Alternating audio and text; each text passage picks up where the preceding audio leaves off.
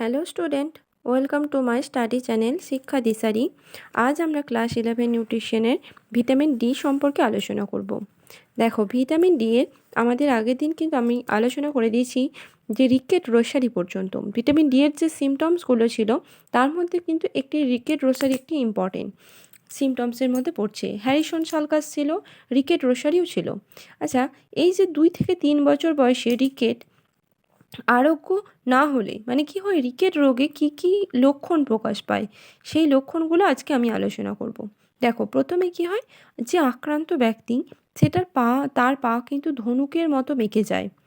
ঠিক আছে, তাহলে ধনুকের মতো বেঁকে যাচ্ছে কিন্তু আক্রান্ত ব্যক্তির পা। আচ্ছা, মূলত রিকেট রোগটা তোমরা জেনে রাখবে, এটা কিন্তু শিশুদের হয়।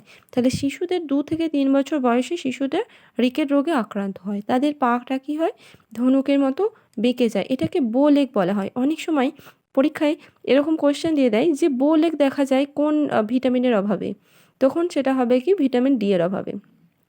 নেক্সট দেখো, হাঁটু দুটি পরস্পরের কাছাকাছি আসে এবং ঠোকাঠুকি লেগে যায়, মানে নক নি, যেটা দুটো নক নির লক্ষণটাও কিন্তু রিকেট রোগেরই একটি লক্ষণ। ঠিক আছে, এরপর 3 নম্বর দেখো, মেরুদণ্ড এর বিকৃতিতে ঘটে। মেরুদণ্ডের বিকৃতি ঘটে মানে মেরুদণ্ডটা অনেক সময় বেঁকে যায়। আক্রান্ত ব্যক্তি হামাগুড়ি দিয়ে স্থান পরিবর্তন করে, মানে সে এক জায়গা থেকে আরেক জায়গায় হেঁটে যেতে পারে না, তাকে হামাগুড়ি দিয়ে স্থান পরিবর্তন করতে হয়। বোঝা গেল? আচ্ছা, রিকেটের যে কারণ সেটা আমরা একটু জেনে নিই। অসময়ে জন্মানো, অপরিণত শিশুদের এবং গর্ভাবস্থায় মা যদি প্রচুর পরিমাণে ক্যালসিয়াম না গ্রহণ করে থাকেন, তাহলে তাদের সন্তানদের এই রোগের আশঙ্কা থাকে। এছাড়া যথেষ্ট পরিমাণে সূর্যালোকের অভাবে এই রোগের অন্যতম কারণ। তাহলে কি বলেছে, শিশু যদি মানে শিশু কখনো কি হয়, শিশু জন্মানোর বয়স হচ্ছে 9 মাস 10 দিন, মানে 280 দিন হচ্ছে শিশু গর্ভাবস্থায় থাকার সময়কাল। এবার দেখা গেল কোনো কোনো শিশু 280 দিনের আগেই জন্ম হয়ে গেল, মানে দেখা গেল যখন 250 দিন বা 260 দিন, তখনই ধরো পেন শুরু হয়ে গেল মায়ের। তখন পেন শুরু হলে কি হবে, তাকে হসপিটালাইজড করতে হবে। তো তাকে তোমার সি সেকশন করে তার বেবি তখন বার করে নেওয়া হয়, কারণ তখন মায়ের অবস্থা ক্রিটিক্যাল হয়ে যায় যদি না বার করা হয়। তাহলে সেই শিশু যে জন্মালো সে কিন্তু অপরিণত অবস্থায় জন্মালো এবং অসময়ে জন্মালো। এবার এটা একটা কারণ হতে পারে।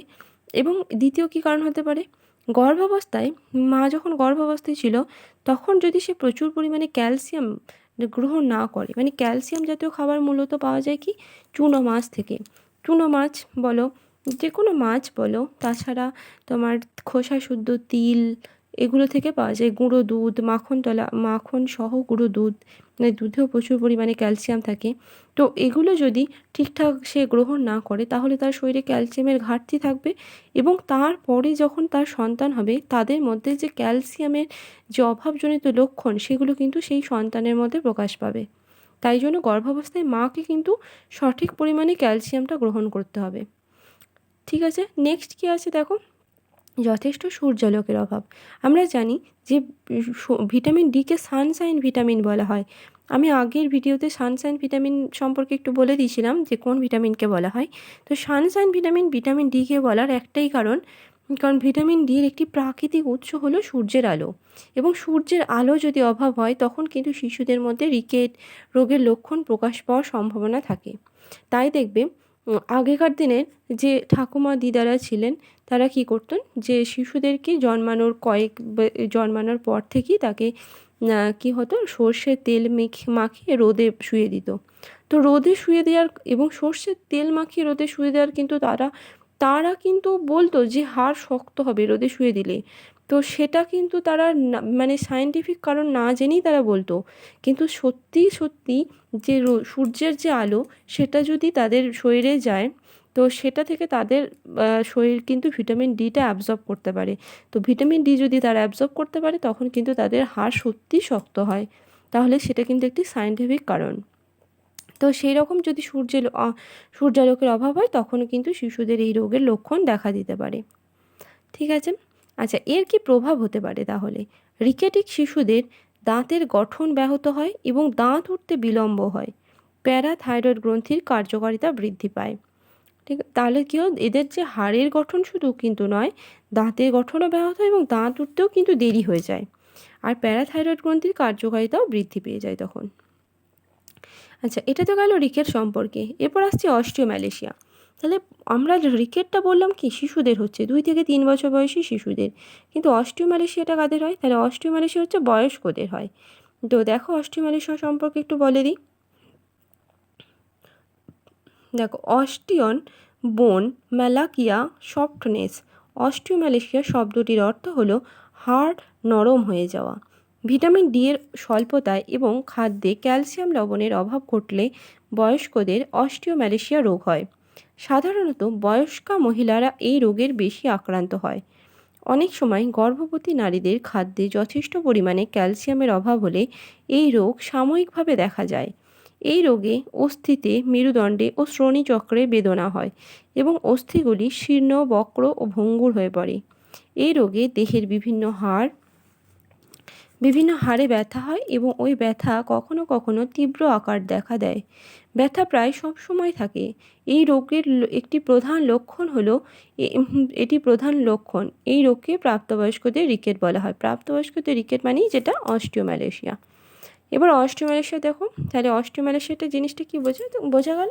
এটাতে হচ্ছে হাড় নরম হয়ে যাওয়া এবং এটা মূলত দেখা যায় বেশি বয়স্ক মহিলাদের, কিন্তু এটাতে বেশি দেখা যায়। আচ্ছা, এর যে লক্ষণগুলো দেখো, হাড় নিজে থেকেই ভেঙে যেতে পারে, হাড় ও মাংসপেশির দুর্বলতা, পায়ে ও কোমরের নিচে হাড়ে ব্যথা অনুভূত হয়,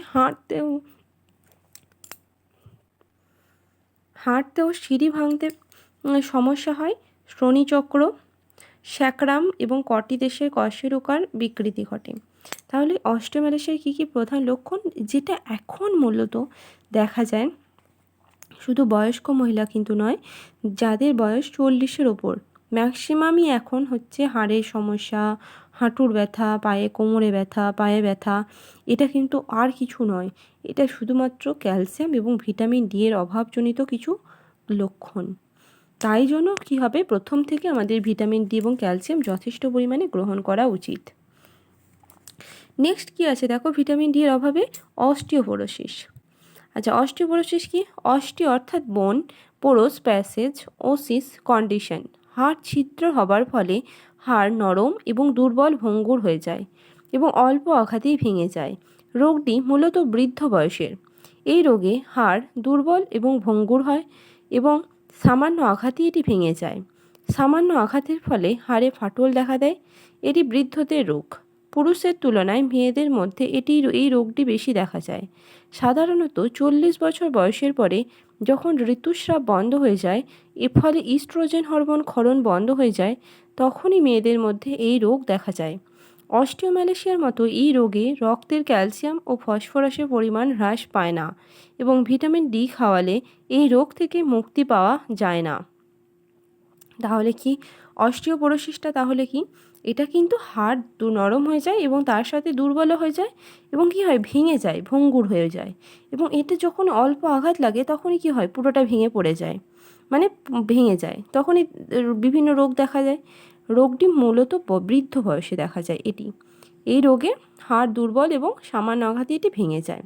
পুরুষের তুলনায় কিন্তু এটা বেশি মহিলাদের মধ্যেই দেখা যায়।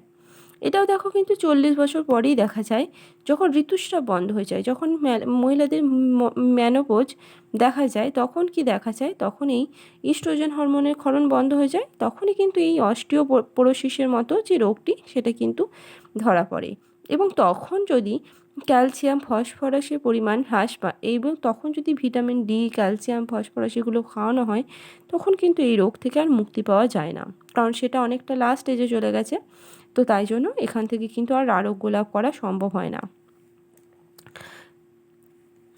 আচ্ছা, আজকের ভিডিও কিন্তু আমি এখানেই শেষ করছি। দেখা হচ্ছে নেক্সট ক্লাসে। ওকে, থ্যাংক ইউ।